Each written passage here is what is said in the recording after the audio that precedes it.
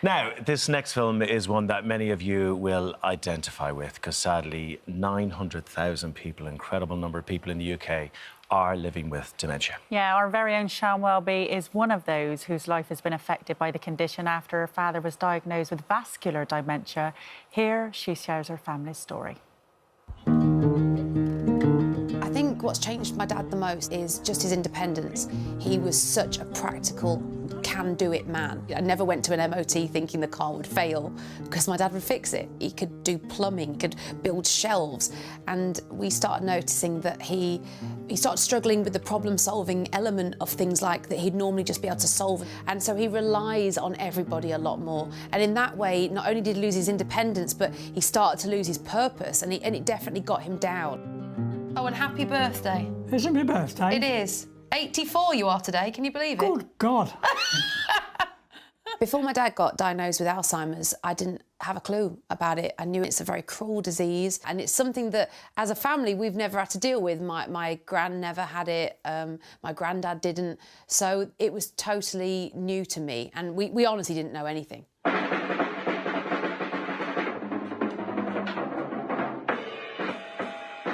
My dad is such a character. Like, the fact that my mum let him have his drum kit in the living room for all of my life.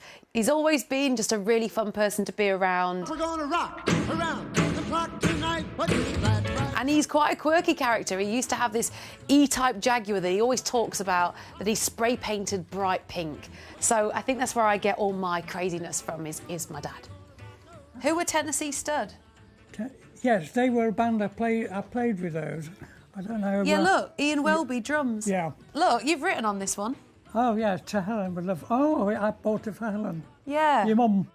About 3 years ago it started. I started getting a little bit annoyed with him, which was most unusual. You know, he'd ask me something and I'd tell him, and then a few minutes later he'd be asking me the same thing, and I thought, oh, you know, just think about it for a moment. It does creep up on you. He was wandering off to the shed and forgetting why he was going there, but then it started happening more, and to the point where he had no memory of why he was going there. Follow me, Dad. OK. The hardest thing is not having that clever man all the time. Sometimes he's there and sometimes he isn't, and the hardest thing is me adjusting to how much help he needs. Sometimes I overstep my mark and I'm helping him too much because he's an independent guy. And then other times I realised I've asked him to do something that I think's easy, like make a sandwich, and he can't, that day, you can't sequence it. There's a lot of advice out there, but it doesn't always appeal to everyone. My dad, for instance, is such a practical man. He would not sit and do a painting or pottery or a jigsaw puzzle. It's just not him, you know. There you go, you can use that if you want. Do you know what it was? He needed to feel like a dad again. He'd sort of at one point lost his role as a dad because we were doing everything. You know, he couldn't drive, he couldn't make dinner, he couldn't do the shopping anymore. Couldn't cut the grass. Couldn't cut the grass, couldn't fix the cars, couldn't do any of the stuff he always did. Do you remember when I brought that whole cupboard up from London just so he could paint it with me? Just filming your handiwork. Rather than paint a picture, we would paint a cupboard because that's a practical thing, and I said I need it for my house. So I'm literally hauling this cupboard up from London to the Midlands because I knew that this activity was worthwhile doing. I think we bought this down south somewhere. Really? Things like that then sparked a conversation. He goes, oh, I remember where we got this from. We were on holiday at the seaside. Oh, nice. And then we realised that when his mind was busy doing something practical, the conversation was so much better, and he stayed in the moment for so much longer. What do you think the secret is to staying young? Staying young? Yeah. Stay with the young. Stay with the young. And I'd almost describe it, people say this, of getting your dad back. You know, I got the old dad back when we started doing activities together. And we've never really let you retire, have we? Oh, no, I don't think I'll retire. No. No. No. I think something will catch up with me before then. Obviously, we know that as it stands, there's no cure and it will progressively get worse. I don't know, what are your sort of hopes and fears of the future? I literally just take each day we see him. If we're having a good week, we're having a good week. If we're having a bad week, you just move on and get on with it. And I try not to think too far ahead about where we're going to end up. To dwell on that would just make you sad. So I think it's better just to appreciate what you've got right now and enjoy the right now. I think the devastating thing about Alzheimer's is it's one of the cruelest diseases because you're losing their personality and eventually you're going to become strangers. Even the thought of it makes me, like, I could cry now, because the thought of someone like your own dad not knowing who you are, the thought that it would get to a point where you're going to walk into a room and they'll say, "Who are you? Do I know you?" And it's so possible that it's heartbreaking. Oh, it's very moving, Sian. Sian joins us now along with neurologist Dr Catherine Mummery from the UCL Dementia Centre. I can relate, and we've spoken about this. I lost my dad to vascular dementia 3 years ago, and it's an incredibly difficult journey, but can be, in a weird way, very rewarding. Yeah. When you talk about it like you are. 100%, and I think part of what I've tried to embrace is not sort of missing the old version of him, but just trying to embrace this new version of him, which I have to be a bit more patient with, and sort of make him feel like he can be my dad, and I can ask him the right questions, and he can, if you do ask the right questions and you get in that conversation, he can carry on almost like normal. It's just certain things, you know, will catch him out. If the room is too busy, if there's too many voices, if the question is about too many short-term memory type things like, "Oh, where did Mum go?" He can't answer that. But if you ask him something that was 50 years ago, he'll talk about it for 20 minutes. So it's a really confusing disease in a way, because sometimes you can almost forget he has it, and then other times it is so obvious. And you've hit on something there, because, and I guess everyone has the same experience. From our experience, it kind of creeps up on you, Catherine, and their mood changes. They mightn't like going into the shower anymore. They might have little accidents now and again. Inexplainable things. You're like, "Oh, they're very grumpy today." But that can be the start of it. And you just have to learn and gain knowledge, don't you, and get more patient. Exactly. And I think there are two things. I mean, firstly, thank you so much for sharing that film. There's so much you can learn from that. And it's so relatable. And also, if you think about it, the number of people on this sofa that have got somebody that was affected by dementia are at least 3 out of 4 of us. There may even be 4. So it's a very common problem, but trying to understand the beginning of it and trying to pick it up is really tricky. What you showed was it doesn't define the person at the beginning. You can still get to the real person, and you can still make the most of that time and learn what they can do well and really play with those things with them as a family. I think that's really important. Again, thanks, Sian, for sharing that video. It's lovely to see you in your own surroundings. It's a beautiful video to watch. But what are the early signs that we should be looking out for? So I think some of them, Sian demonstrated really well in the video with her dad. We all forget words. We all forget names every now and again and get a bit chaotic about an appointment. But if things happen regularly, so, for example, if somebody starts to forget things more quickly, they're repeating a question, they've forgotten the plot of their favourite TV programme, that sort of thing. If their organisation isn't as good as it used to be, you mentioned about your dad, but somebody that used to book a holiday automatically all of a sudden can't do it anymore, can't write a report at work, that sort of thing.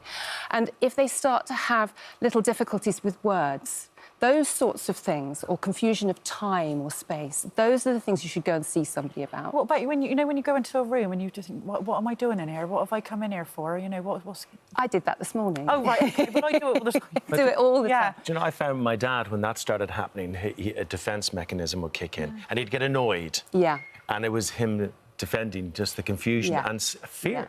Yeah, absolutely. I relate to that as well, Craig, because I think there's a lot of pride, because you don't want to keep repeating yourself. There's stages where my dad is aware that he might have repeated himself, or he's aware that his question might sound ridiculous, so he doesn't want to ask.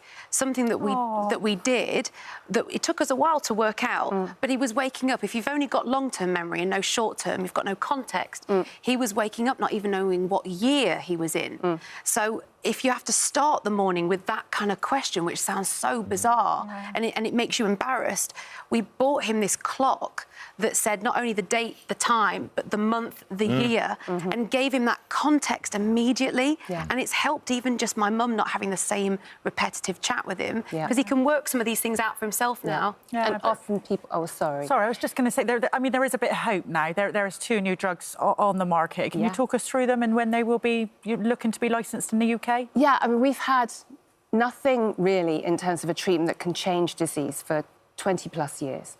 But we now have the potential to start to change the disease a little bit. And these two new drugs that you're talking about, one's lecanemab, one's donanemab, they are being considered right now for approval in this country. One's approved in the States and China already. What they do, unlike the symptom treatments, is they change the biology in the brain of the disease. So they try and remove the abnormal protein. And that, in the trials, showed a slowdown in the progression of symptoms that people had. Not by a huge amount, but by a significant amount. So it's slowing the process. It's slowing It's not a cure, but no, it's not a cure, and it's not a wonder drug, but it's the beginning. Yeah. OK, thank you. Right, now here at This Morning, we are pleased to announce that we will be launching a campaign to raise awareness of dementia. Yeah, we want to continue the conversation. It's so important, so we'd like to welcome the Health Secretary, Victoria Atkins, to join us. Good morning. Good morning. Good morning. And I saw you on the side there listening in very intently. And, you know, everyone's trying to do something about this. There's a lot of unknowns. I'm glad to say there is funding going towards research. So where are you with that? Well, first of all, can I thank you both for sharing your stories. I cannot tell you how much it helps people watching at home who are probably caring for someone as they're watching the television, and you sharing your stories and also showing the joy that we can still have with our family members, even when they have this very, very difficult diagnosis. So thank you. And thank you also for your campaign. So in terms of the medical side of this, obviously Catherine is the expert, but in 2013, David Cameron challenged all of the G7 nations, the biggest economies in the world, to find treatments for dementia and Alzheimer.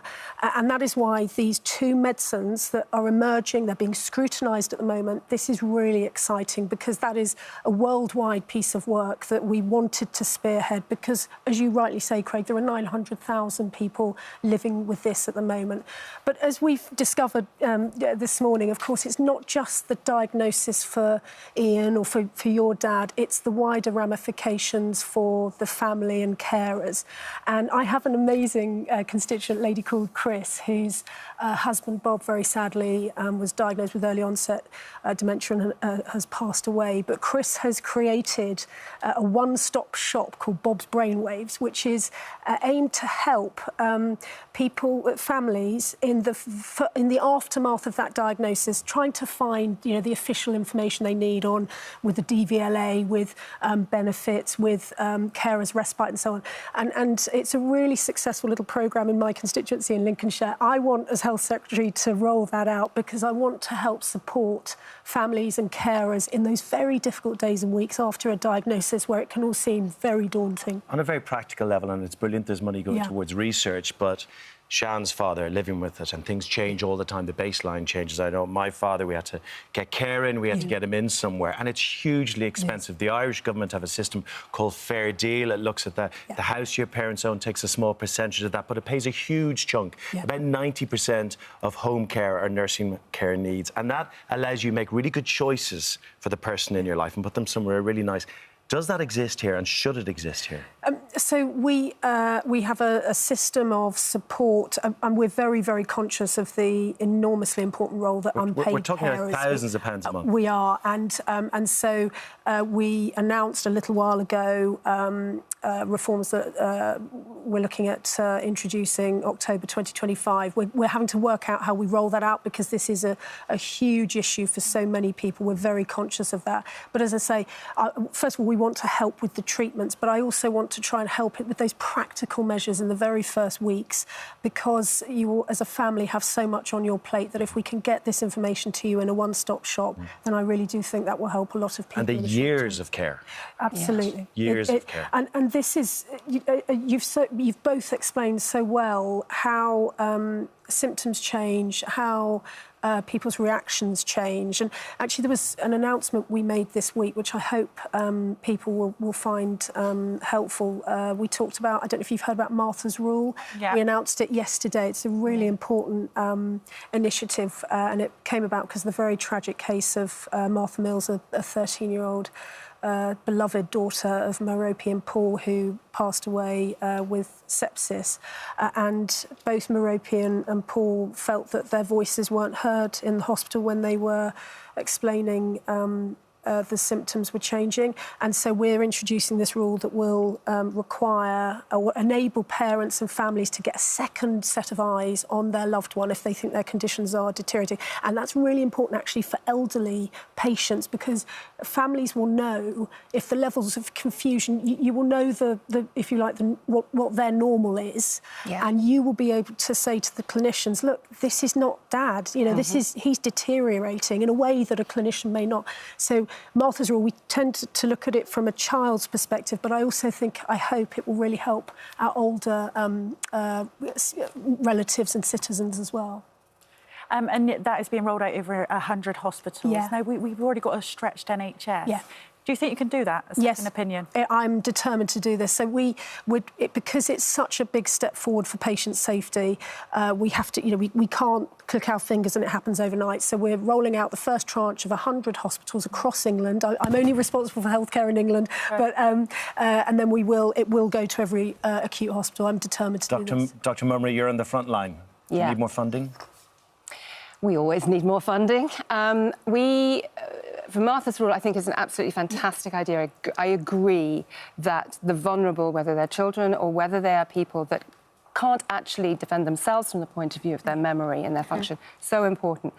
From the point of view of these new treatments and trying to roll things out in the NHS and making us value for money and available and ability to give the treatments in the future, I think that's where the government needs to really look at how we're going to get these treatments out, how we're going to make sure we give them to people equitably across the country. I completely agree. I'm delighted that Catherine is leading our research programme on this. So we announced a little while ago £50 million more of funding into research, because we all understand we want to stop it, and if we can't do that, we want to, in the meantime, try and slow it down. It's really exciting that you're leading this. But I mean, the UK is in a unique, genuinely, we are in a unique position across the world because of our NHS, because of the data that we have, the systems that we have in place, all of the life sciences, or if you like, the pharmaceutical companies, they see us as an amazing place to do their research and to work with us safely to make sure it gets to patients. Keep having the conversations is what we have to do. And can I just say to Sian, your family are doing all the right things. Have big conversations now, have the difficult conversations now, and enjoy him. Yes. You're still your dad. 100%. Play to his Love strengths. for you both to come back and do a phone-in with us if you could. That'd be great. Absolutely love to. Thank you. Thank you so much for coming. Thank you, Victoria. Thank you.